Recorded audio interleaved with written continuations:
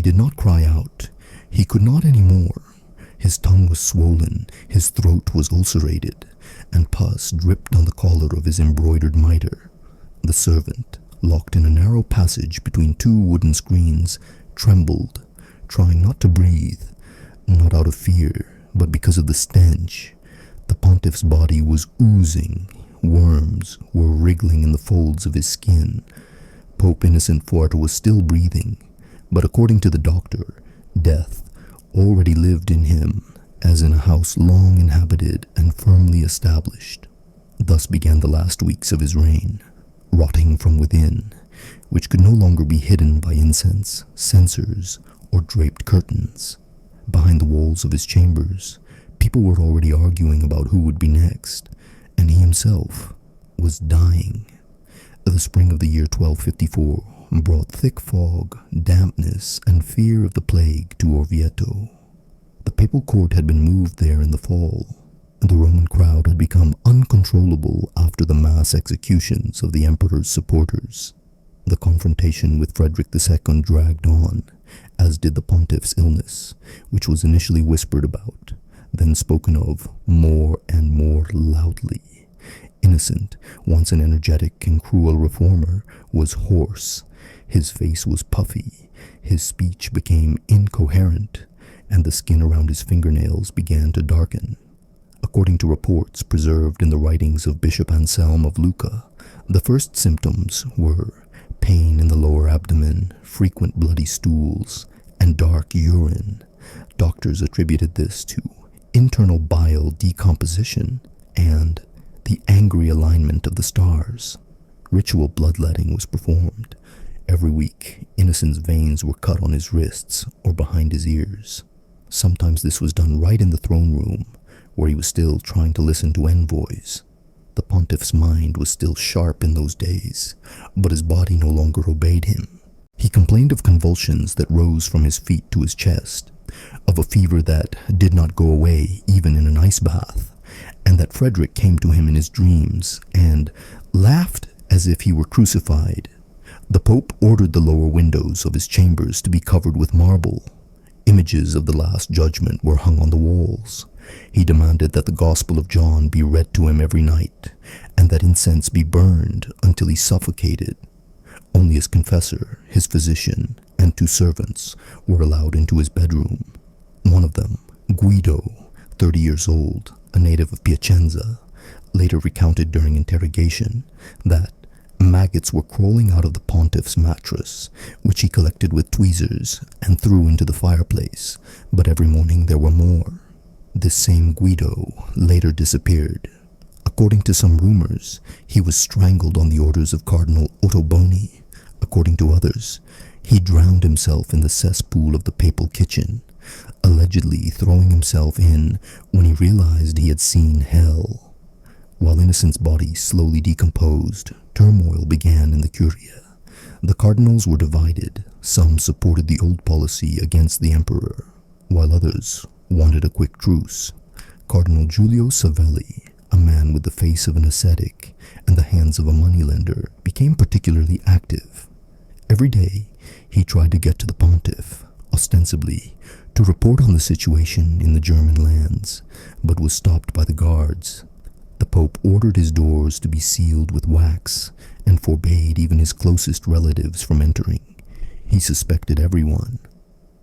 Back in early May, Innocent had signed a secret document stripping 3 cardinals of their rank and excommunicating 2 others. When copies of the reports reached Ottoboni, he gathered a small council of loyalists the following night. They decided to wait. The corpse will fall on its own, Canon Pietro wrote in his diary. At the same time, they began to bribe servants to replace the will in a timely manner, as the later archivist Lombardo claimed in notes found in the Bologna library. Meanwhile, a new stage began in the pontiff's body. Gangrene took hold of both feet.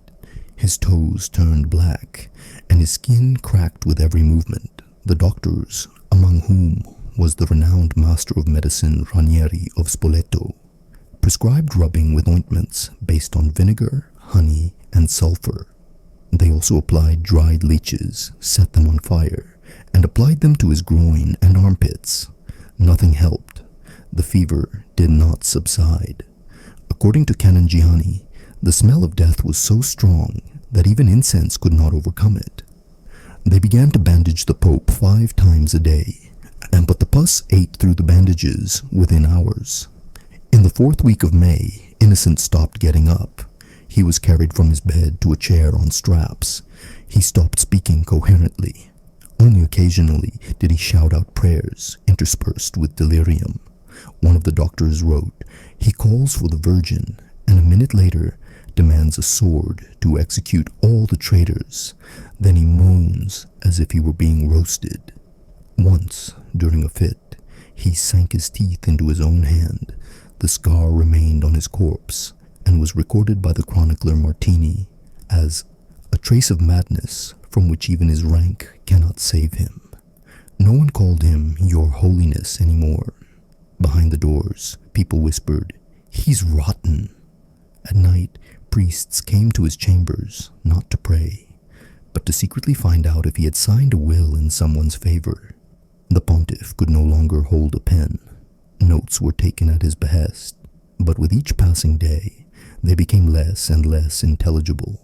One such document, dated the last Sunday before Trinity Sunday, contains a signature consisting of 2 squiggles and a note. The pontiff's hand is in convulsions.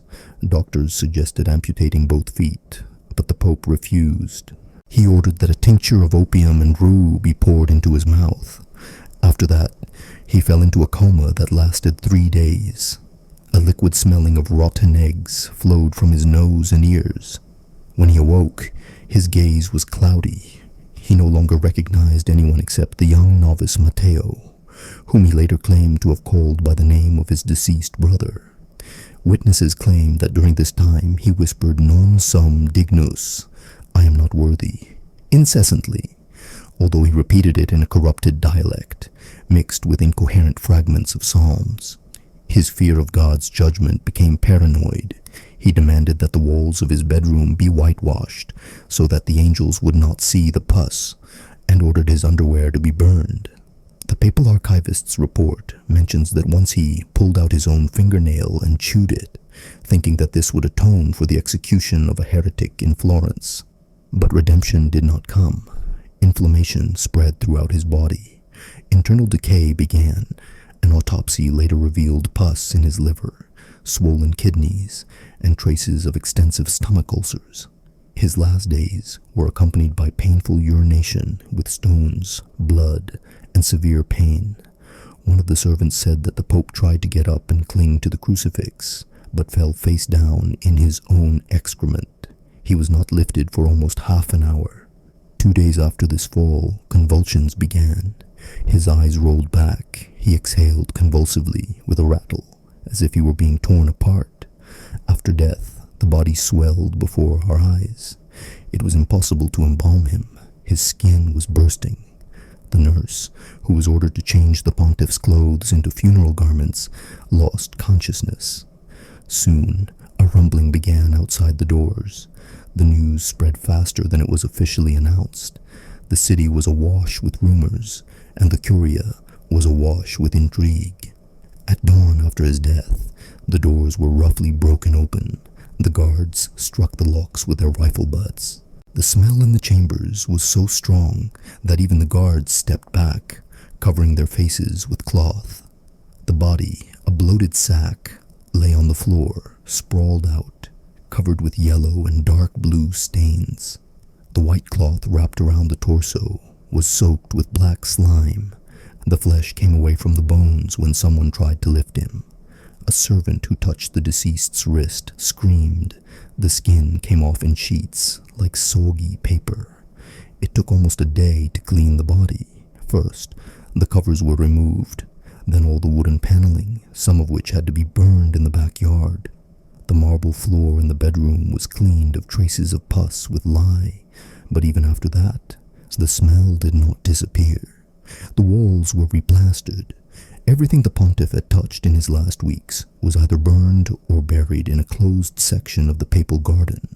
The priests refused to perform the liturgy over the body. until it was placed in a lead sarcophagus, hastily welded together by local blacksmiths. While the guard patrolled the corridors, the first meeting of the cardinals began in the assembly hall, the former refectory of the Orvieto monastery. It took place without communion. 3 did not attend at all. The rest sat in red robes, but without crosses. The struggle began in the first hours. Savelli put forward Ottoboni as a candidate, but he refused. He preferred to wait. Cardinal Umberto de Silva, on the contrary, spoke of reconciliation with the German princes and proposed a neutral figure. The disputes continued into the night, and during this time, according to reports from the legate in Venice, 3 cardinals sent messengers to Rome to their patrons from the old nobility. The funeral was set for the 3rd day, but even then, Innocent's body continued to decompose. The skin on his face darkened, and his eyes sank so deeply that they had to be sewn shut. His jaw no longer held together, and the lower part of his head was tied with rope. The lead coffin was covered with white cloth, but stains began to appear even during the journey. The procession proceeded in silence. Neither the townspeople nor the monks uttered a word of grief. Only the junior deacon repeated a prayer in a mechanical voice. Witnesses claimed that dogs howled along the road to the crypt. The cause of the pontiff's death was officially stated as acute fever with purulent discharge. In fact, according to a medical report later found in the Perugia archives, he had suffered multiple organ failure, a perforated stomach ulcer, kidney failure, gangrene of the lower limbs, and purulent pneumonia. All this, as Dr. Ranieri pointed out in his notes, was exacerbated by paranoid isolation and refusal to practice basic hygiene. The consequences became apparent within a week.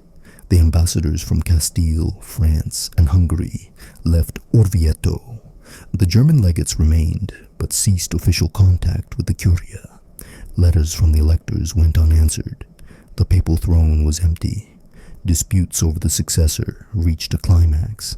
Savelli concluded a secret agreement with representatives of the Tuscan nobility, promising concessions in exchange for support. Ottoboni, in turn, secured the support of the Archbishop of Genoa and the commander of the guard, Captain Andrea Rubino. Rumors about the condition of the late pontiff spread across Europe faster than caravans. In Florence, it was said that he had died because he had executed too many heretics and tortured saints. In Cologne, it was written that he had been poisoned by his entourage. In Siena, there was a legend about a black rooster that supposedly crowed at his door the night before his death, a sign from the devil. The people considered the Pope's death not a purification, but a curse. Strange things were happening inside the Curia.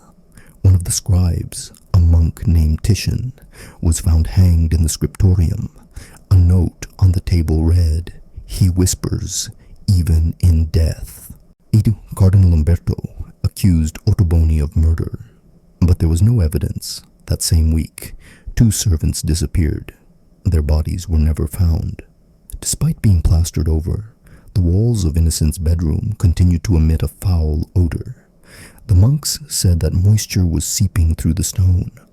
A month later, the new papal treasurer moved in. He lived in these chambers for 2 days and fled during the night. The election of a new pontiff lasted 60 days. All this time, the court was in a state of tension. At night, the guard patrolled the corridors, and bars appeared on the windows. Food supplies were running out, and servants began to riot in the cellars. Services in the cathedral were held without mentioning the Pope's name.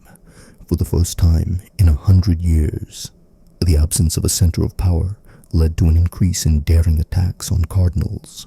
One evening, Savelli was attacked in his own courtyard, beaten, and locked in a basement until dawn. He was released, but rumors of a conspiracy continued. Finally, in the 7th week, a new pontiff was elected, Cardinal Raniero Soprano. He took the name Alexander. His first order was to close the papal chambers and seal them forever. His second was to revoke Innocent's last decrees, calling them Suspicious in spirit and contrary to reason, he declared that the late pontiff had left his body and spirit in a state of decay. At a secret meeting, he said, "There is no holiness in innocent's death, only pus, fear, and darkness." At the funeral, held a month later, already a formality in Rome, the coffin was not opened. The funeral service was conducted by a bishop in a black hood. None of the cardinals touched the body. The crypt was filled with lime to stop the smell. Thus ended the era of the pontiff, who once held the fate of Europe in his hands. His death was not the end of his reign, but the beginning of its collapse. In Germany, the Genève movement was revived. In Toulouse, the Inquisition's offices were burned down. In Venice, a campaign for independence from Rome began. Even in the Vatican itself, a re-examination began. It was acknowledged that many executions and anathemas were signed in a state of feverish delirium. The people remembered him not as a righteous man, but as a rotten king of prayers. His name was avoided in sermons. The only statue erected in his honor in Spezia was torn down 2 years later. Some of his decrees were removed from the archives as the fruit of an impure mind. Thus died innocent Foro, not in the glow of holiness, but in filth, amid the whispers of servants, in a house where the candles never went out because death had already entered and sat down beside him. He rotted away while he was still alive, and with him, part of the very church he wanted to purify. His coffin is buried deep, but the smell remains. In memory and chronicles, in walls that cannot be cleansed by incense or repentance,